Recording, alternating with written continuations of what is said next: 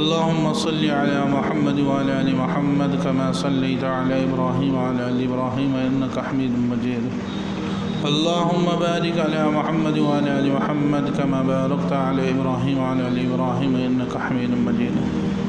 اللهم وفقنا لما تحب وترضى. میرے محترم بزرگوں اور میرے پیارے بھائیوں، اللہ تعالیٰ سے دعا فرمائیں کہ اللہ تعالیٰ صحیح بات کہنے کی توفیق عطا فرمائے اور اس کو سمجھ کر اس پر عمل کرنے کی توفیق عطا فرمائے. میرے دوستوں، دین کی بات اور شریعت کی بات ہم عمل کی نیت سے سنیں. اگر ایک بات پہ بھی ہمارا عمل ہو جائے تو یہ ہمارے لیے بہت بڑا ذخیرہ ہے. مطلب جو کہہ رہا ہے وہ بھی عمل کی نیت سے کہے اور جو سن رہے ہیں وہ بھی عمل کی نیت سے سنیں. ہمارا المیہ یہ ہے کہ ہم دین کی بات دوسروں کے لیے سنتے ہیں کہ ہم خود تو عمل نہیں کریں گے لیکن دوسرے سے عمل کروائیں گے دین پر. ہمارا المیہ یہ ہے کہ ہم اس دین کی بات جو سنتے ہیں وہ اپنے عمل کے نہیں بلکہ ہم دوسرے سے کہیں گے کہ وہ عمل کریں. تو اس لیے ہم اگر نیت یہ ہوگی کہ ہم عمل کریں گے تو اللہ تعالیٰ عمل کروا دے گا. اگر نیت نہیں ہوگی تو عمل نہیں کریں گے تو پھر عمل نہیں ہوگا. عمل جو ہوگا وہ نیت کے اوپر ہوگا. انما الاعمال بالنیات، اعمال کا دار و مدار نیتوں پر ہے. تو ہم نیت کریں گے تو اللہ تعالیٰ ہمیں عمل کرنے کی توفیق عطا فرما دیں گے. اور اگر ہم نیت نہیں کریں گے تو ہمارے لیے عمل کرنا جو ہے مشکل ہو جائے گا. تو میرے دوستوں، حضرت عبداللہ بن عمر رضی اللہ تعالی عنہما سے روایت ہے جو حدیث ابھی خطبے میں پڑھی کہ رسول اللہ صلی اللہ علیہ وسلم نے ارشاد فرمایا کہ 4 صفات ایسی ہیں، 4 عظیم صفات ایسی ہیں، ان کننا 40 ان کننا فیک، کہ اگر وہ 4 صفاتیں تمہارے اندر ہیں، ما فاتک من الدنیا، کہ دنیا کی چاہے جو چیز فوت ہو جائے، دنیا کی کوئی نعمت نہ ملے، اور وہ 4 چیزیں تمہارے اندر ہیں، تو پھر یہ سمجھو کہ تمہیں دنیا کی ہر نعمت مل گئی. فرمایا اللہ کے رسول صلی اللہ علیہ وسلم نے سب سے پہلی جو عظیم نعمت اور عظیم صفت ہے وہ ہے وحفظ امانت، کہ امانت کی حفاظت، امانت داری. یہ ایسی صفت ہے کہ یہ صفت اللہ کے رسول صلی اللہ علیہ وسلم کی اس زمانے کی صفت ہے جب آپ صلی اللہ علیہ وسلم کو نبوت بھی نہیں ملی تھی. آپ کو امین کہہ کر پکارا جاتا تھا کہ یہ امین ہیں اور یہ صادق ہیں. یہاں تک کہ دشمن جو آپ صلی اللہ علیہ وسلم کے دشمن تھے، جانی دشمن تھے، وہ تک آپ صلی اللہ علیہ وسلم کے پاس اپنی امانتیں رکھوایا کرتے تھے. اور جب آپ صلی اللہ علیہ وسلم ہجرت کر کے مدینہ منورہ جانے لگے تو حضرت علی رضی اللہ تعالی عنہ سے فرمایا کہ علی، یہ جو امانتیں ہیں میرے پاس، میرے جانے کے بعد ان کو تم ادا کر دینا. کہ میں ہجرت کر رہا ہوں خاموشی کے ساتھ، لوگوں کی امانتیں یہ ہیں، یہ تم امانتیں رکھو اور یہ امانتیں لوگوں کی ادا کر دینا. اتنا آپ صلی اللہ علیہ وسلم پر اتنا اعتماد تھا مکہ والوں کو، حالانکہ کافر مشرک آپ کے جانی دشمن، لیکن آپ پر اتنی اعتماد کی امانت آپ کے پاس. اور ہم اسی رسول کے ماننے والے، آپ صلی اللہ علیہ وسلم کے ماننے والے، اور ہم اپنا جائزہ لیں کہ ہمارے اندر کتنی امانت ہے، ہم کتنے امانت دار ہیں۔ تو اللہ کے رسول صلی اللہ علیہ وسلم کی یہ بڑی صفت اور نبوت سے پہلے کی کہ آپ صلی اللہ علیہ وسلم نے کہا کہ میں تمہیں کہوں کہ اس پہاڑ کے پیچھے سے کوئی لشکر تم پر حملہ کرنے والا ہے، کیا تم میری بات سچ مانو گے؟ تو انہوں نے کہا کہ آپ امین ہیں اور صادق ہیں، ہم آپ کی بات سچ مانیں گے، مکہ والوں نے کہا۔ تو آپ صلی اللہ علیہ وسلم کی بڑی اہم صفاتوں میں سے ایک صفت یہ ہے۔ لیکن میرے دوستوں، ہم امانت دیکھیں کہ ہم کتنا امانت کا خیال رکھ رہے ہیں کہ امانت یعنی کہ بھئی ہم نے کسی کی امانت پیسے ہم نے رکھ لیے اور اس کے ہم نے پیسے ادا کر دیا، صرف یہی امانت نہیں ہے۔ امانت یہ بھی ہے کہ اگر کسی نے ہمیں کوئی بات بتائی اور اس کی بات دوسرے کو نہ بتائیں، یہ بھی امانت ہے۔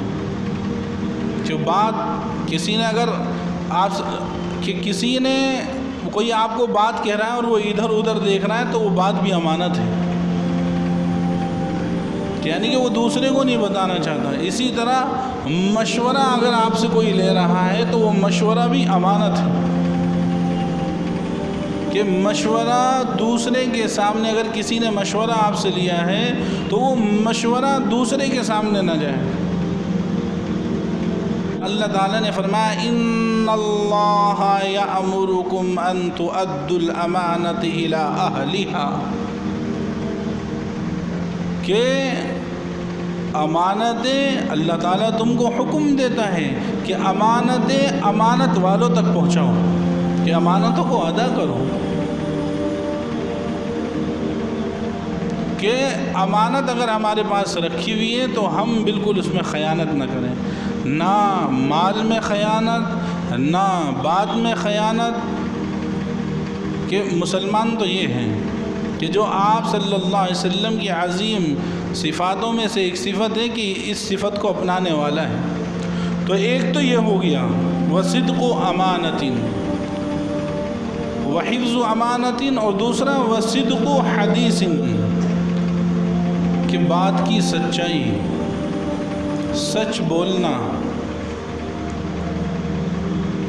سچ بولنا یہ مسلمان کی پہچان ہے کہ اللہ تبارک و تعالیٰ نے قرآن کریم میں جگہ جگہ سچ کو بیان فرمایا کہ وَاذْكُرْ فِي الْكِتَابِ إِبْرَاهِيمَ إِنَّهُ كَانَ صِدِّيقًا نَبِيًّا، کہ آپ ابراہیم علیہ السلام کا ذکر کیجئے کہ وہ سچے نبی تھے۔ وَاذْكُرْ فِي الْكِتَابِ إِدْرِيسَ إِنَّهُ كَانَ صِدِّيقًا نَبِيًّا، کہ آپ ادریس علیہ السلام کا ذکر کیجئے وہ سچے نبی تھے۔ وَاذْكُرْ فِي الْكِتَابِ اسماعیل، کہ آپ اسماعیل علیہ السلام کا ذکر کیجئے۔ إِنَّهُ كَانَ وَعْدَ الْحَقِّ وَكَانَ رَسُولًا نَبِيًّا، کہ وہ سچے نبی تھے اور رسول تھے۔ تو اللہ تبارک و تعالیٰ نے جگہ جگہ قرآن کریم میں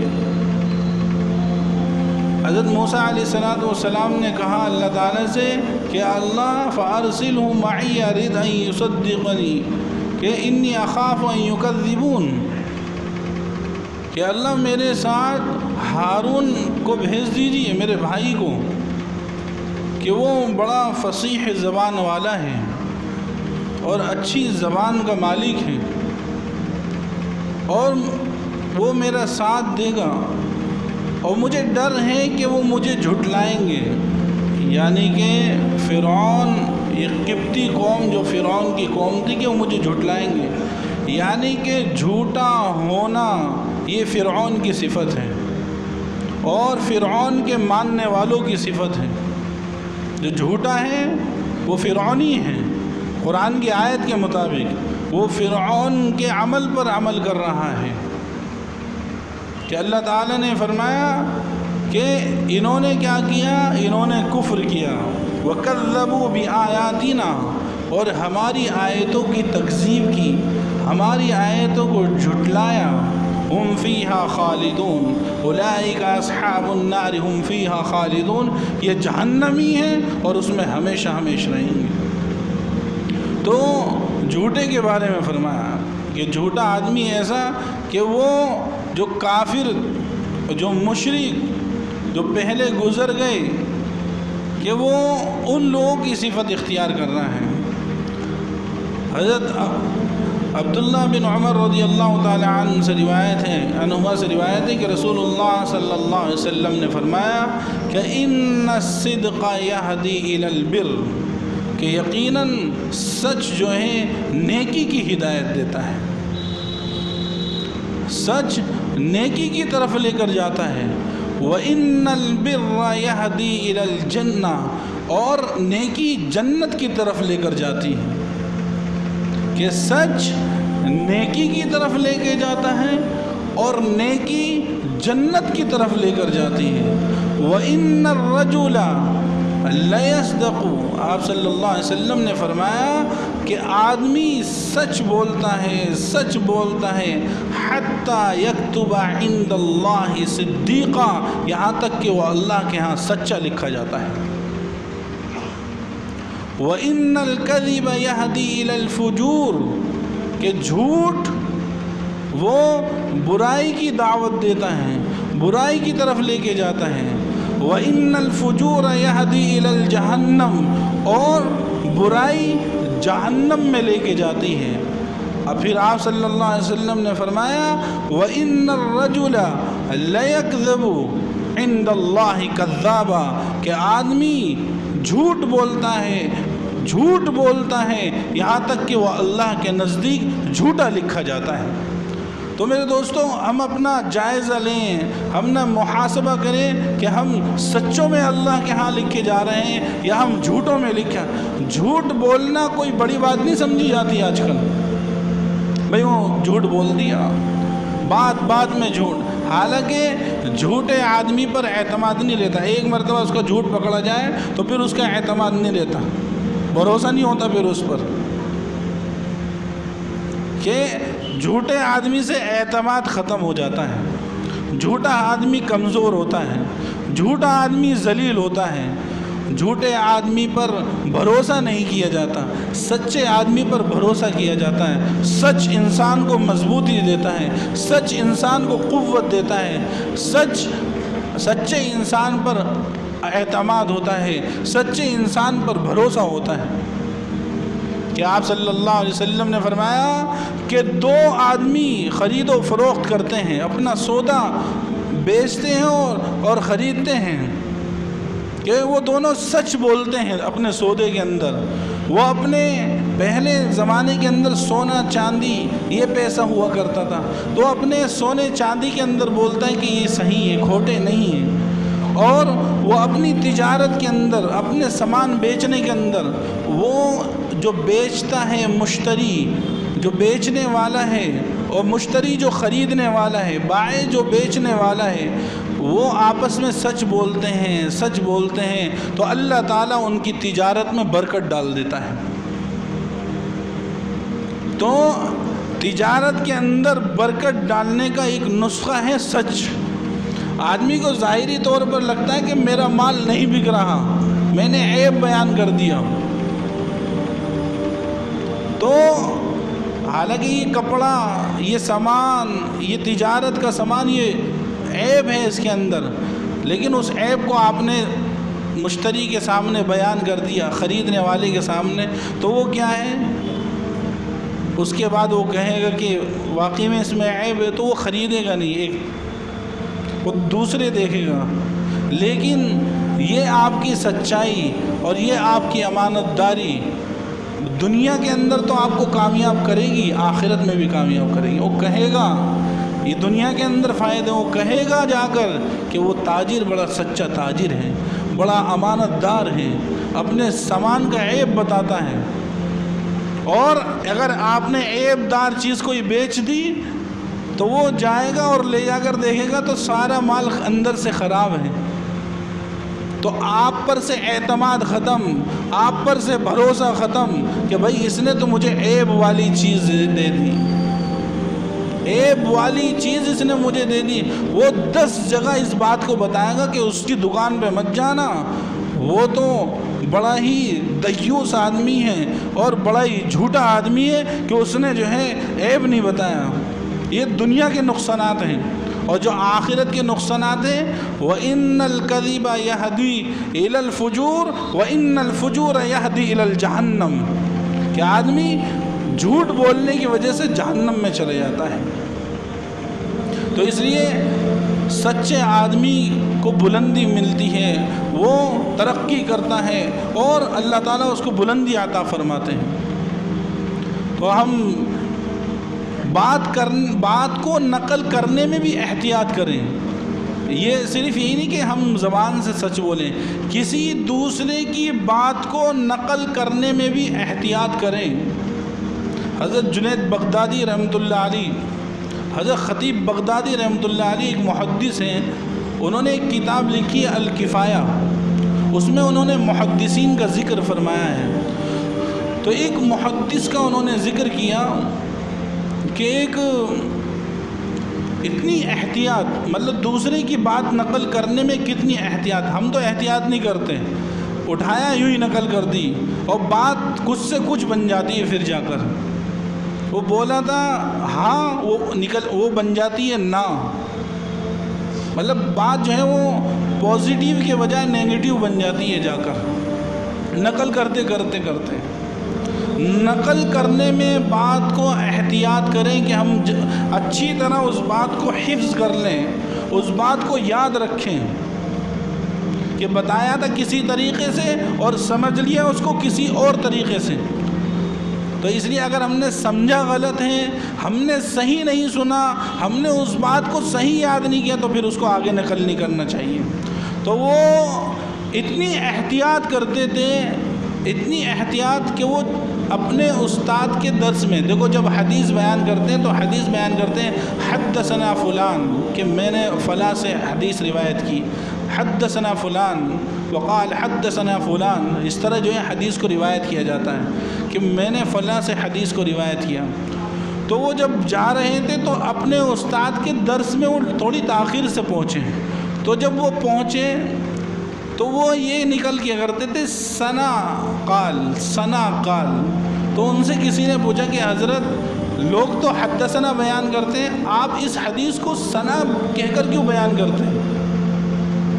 تو انہوں نے فرمایا کہ جب میں اپنے استاد کے درس میں جا رہا تھا تو حد کا لفظ نکل گیا تھا، صرف ثنا کا باقی تھا، تو میں نے ثنا کا لفظ سنا تھا اپنے استاد سے، اس لیے میں ثنا کا ہی لفظ بیان کرتا ہوں۔ حدثنا کے معنی ہوتے ہیں کہ ہم کو انہوں نے حدیث بیان کی، تو انہوں نے صرف اتنا لفظ سنا تھا اپنے استاد سے ثنا، تو ثنا کو ہی بیان کرتے تھے۔ تو محدثین نے اس کو کتاب کے اندر ثنا ہی ذکر کیا، لیکن مراد اس سے حدثنا ہے، لیکن احتیاط کتنی کہ حد نکل گیا تو صرف ثنا بیان کیا۔ حضرت حکیم الامت حضرت تھانوی رحمۃ اللہ علیہ جو ہیں، ان کی بات کرنے میں احتیاط، نقل کرنے میں احتیاط، فرماتے تھے خود رائے کے اوپر، کہ آدمی اپنی خود رائے پر جو چلتا ہے وہ کامیاب نہیں ہوتا، اپنی رائے پر جو چلتا ہے میں یہ کر لوں گا میں یہ کر لوں گا، خاص طور سے وہ کامیاب نہیں ہوتا عام طور پر۔ تو اس کی مذمت میں فرماتے تھے حضرت تھانوی رحمۃ اللہ علیہ کہ اپنے ضابطے کے بڑوں سے مشورہ کیا کرو۔ تو حضرت تھانوی رحمۃ اللہ علیہ سے پوچھا کہ جی یہ ضابطوں کے بڑے کیوں فرماتے ہیں آپ کہہ سکتے ہیں کہ اپنے بڑوں سے مشورہ کیا کرو، کہ اپنے ضابطوں کے بڑوں، تو وہ کہتے تھے کہ ضابطوں میں جیسے استاد بڑا ہے، ماں باپ بڑے ہیں، اور بھائی بڑے ہیں، بہنیں بڑی ہیں، جو رشتہ دار بڑے ہیں، کہ اپنے جو ضابطے کے اندر استاد بڑے، کہ ضابطوں کے اندر جو بڑے ہیں، یہ تو اللہ کو معلوم ہے کہ تقوی کے اندر اللہ کے نزدیک کون بڑا ہے، یہ تو ضابطوں میں بڑے ہیں۔ تو احتیاط کتنی ہوتی تھی کہ تقوی میں تو اللہ جانتا کون بڑا ہے، تو ضابطوں کے اندر جو تم سے بڑے ہیں ان سے مشورہ کیا کرو۔ تو اب تو یہ بھائی کون کتنا اللہ کے نزدیک متقی ہے اللہ کے نزدیک پرہیزگار ہے تو کوئی نہیں جانتا کون اللہ سے کتنا ڈرنے والا ہے. وہ تقوی تو اس کے اندر، تقوی ہاں ہونا، تقوی یہاں ہے ہوتا ہے. آپ صلی اللہ علیہ وسلم نے فرمایا. تو صدق و حدیث کہ بات کی سچائی، امانت داری، اس میں احتیاط برتنا، نقل کرنے میں احتیاط برتنا. مسئلے کو غلط بیان کر دیا جاتا ہے بعض مرتبہ، سنا کچھ اور تھا مسئلہ اور بیان کچھ اور کر دیا مسئلہ، کہ اس کو بیان کرنا تھا کسی اور، تو وہ ایسے ہی پھیل جاتا ہے پھر دنیا کے اندر، جیسا بیان کر دیا ویسے ہی پھیل گیا ہو. اس لیے بیان کرنے کے اندر احتیاط برتنا اور اس کو نقل کرنے کے اندر اس بات کو احتیاط برتنا کہ ہر بات اللہ کے ہاں ریکارڈ ہو رہی ہے. اس لیے آدمی اپنے الفاظ سے جنت سے بہت دور ہو جاتا ہے، جنت کے قریب ہوتا رہتا ہے، لیکن منہ سے ایسا لفظ نکال دیتا ہے ناشکری کا کہ وہ جنت سے دور ہو جاتا ہے. تو یہ احتیاط بہت زیادہ، اس میں بڑا خیال رکھنا چاہیے. احتیاط بات کو نقل کرنے کے اندر، وصدق و حدیث کہ بات کی سچائی ہو. اور میرے دوستوں وحسن خلیقت کہ خوش اخلاقی، کہ ہمارے اندر خوش اخلاقی ہو. یہ تیسری صفت کہ خوش اخلاقی، کہ ہم کسی سے مل رہے ہیں تو خندہ پیشانی سے ملیں، مسکرا کر ملیں. لیکن اسلام کی نظر میں خوش اخلاقی یہ بھی ہے کہ ہم ظاہری طور پر مسکرا رہے ہیں، خوش اخلاقی سے مل رہے ہیں، لیکن اسلام کی نظر میں یہ خوش اخلاقی نہیں ہے کہ ہم صرف ظاہری طور پر تو مسکرا کر مل رہے ہیں اور اندر بغض بھرا ہوا ہے، اندر حسد ہے، اندر کینہ ہے اس شخص کے تعلق سے. باہر سے تو ہاں بھائی صاحب آئیے بیٹھیے تشریف رکھیں، اور کیا، اور اندر سے اس کے خلاف دشمنیاں ہیں، اس کے خلاف بغض ہیں کہ بس چلے تو اس کا جو ہے تیا پانچا کر دیا جائے.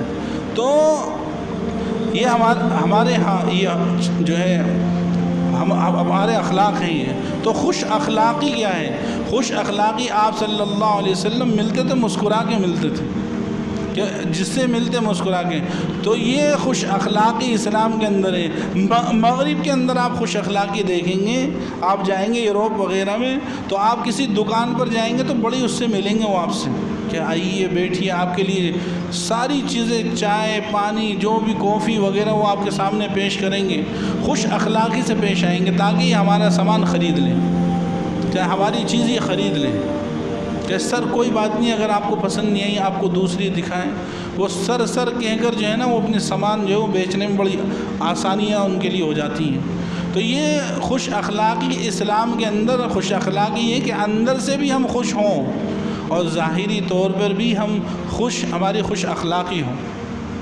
تو اس لیے چہرہ بھی مسکرا رہا ہوں اور دل بھی مسکرا رہا ہوں. دل کے اندر کسی کے لیے کوئی کینہ نہ ہو، بغض نہ ہو، حسد نہ ہو. آپ صلی اللہ علیہ وسلم کے ایک صحابی تھے کہ ان کو صرف اس بات پر آپ صلی اللہ علیہ وسلم نے جنت کی بشارت دی کہ وہ دل صاف کر کے رات کو سویا کرتے تھے کہ اللہ میرے دل میں کسی کے تعلق سے کوئی میرا حق ہے، کوئی بغض ہے، کینہ ہے، یا اللہ میں نے سب نکال دیا. اگر ہوتا بھی تھا تو اس کو اللہ سے معافی کرتے تھے. تو جنت کی بشارتیں دی آپ صلی اللہ علیہ وسلم نے ان صحابی کے تعلق سے. 3 دن تک یہی جنت کی بشارت دی. تو جنت کی بشارت ہے اس شخص کے لیے جو اندر سے بھی خوش اخلاق ہو اور باہر سے بھی خوش اخلاق ہو. تو میرے دوستو چوتھی صفت وہ ہے کہ حلال کا لقمہ، کہ جو ہم کھا رہے ہیں وہ لقمہ ہمارا حلال کا ہو. وعفتُ فی طعمۃ، کہ لقمہ جو ہے ہمارا حلال کا ہو، کہ لقمے کی ہم کھانے کی اس کی پاک دامنی کا ہم خیال رکھیں، عفت کا خیال رکھیں. جب کھانا اندر مشتبہ یا حرام کا یا ناجائز جاتا ہے تو روحانیت اندر سے ختم ہو جاتی ہے. انسان کا نماز پڑھنے کا دل نہیں کرتا، یہاں تک کہ جو نوافل وہ پڑھتا ہوا ہوتا ہے، تہجد کی نماز وہ فوت ہو جاتی ہے اس سے. حضرت مولانا یعقوب صاحب نانوتوی رحمۃ اللہ علیہ دارالعلوم دیوبند کے استاد اولین اساتذہ میں سے. تو حضرت کہ ہماری ایک شخص نے دعوت کی، وہ فرماتے ہیں کہ ایک شخص نے ہماری دعوت کی تو ہم نے اس کی دعوت کو قبول کیا، ہم چلے گئے، لیکن اس کا مال جو ہے وہ مشتبہ تھا، نہ حرام نہ حلال بیچ کا مال تھا.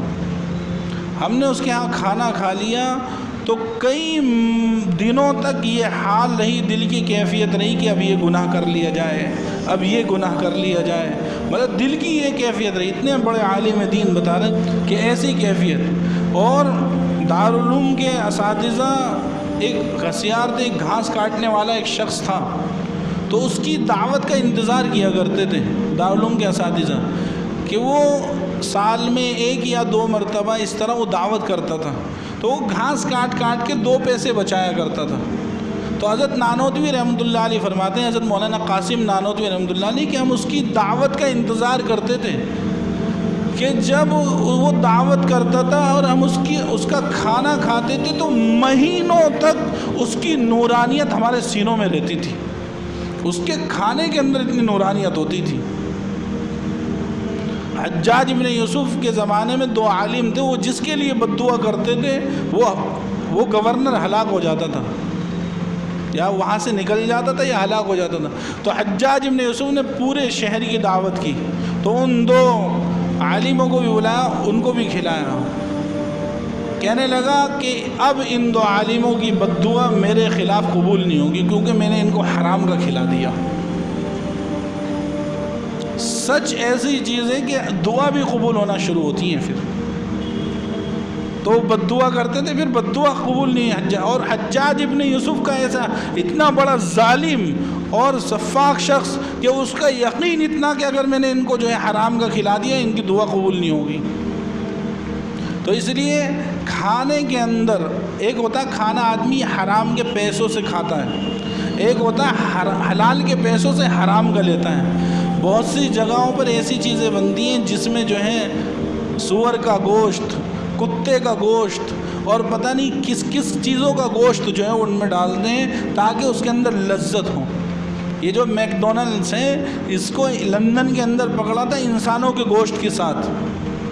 باہر بہت سے ملکوں میں یہ میک ڈونلڈس بینڈ ہے بالکل، لیکن انڈیا میں ہندوستان کے اندر دھڑلے سی چیزیں چل رہی ہیں. تو احتیاط نہیں ہے کھانے کے اندر. احتیاط کیسے ہوگی؟ اب تو ہمیں معلوم ہی نہیں ہوتا کہ ہمارے اندر حرام جا رہا ہے یا حلال جا رہا ہے. احساس ہی نہیں ہے، احساس ختم ہو گیا. حرام آئے حلال آئے، پتھر آئے چاہے نرم آئے، سب جو ہے یہ پیٹ جو ہے سب حلال کرنے کے لیے تیار ہے. احساس ہی نہیں ہے. اللہ سے مانگیے، حلال کمائی مانگیے، حلال روزی مانگیے. اللہ تعالی ہم سب کو عمل کرنے کی توفیق عطا فرمائے.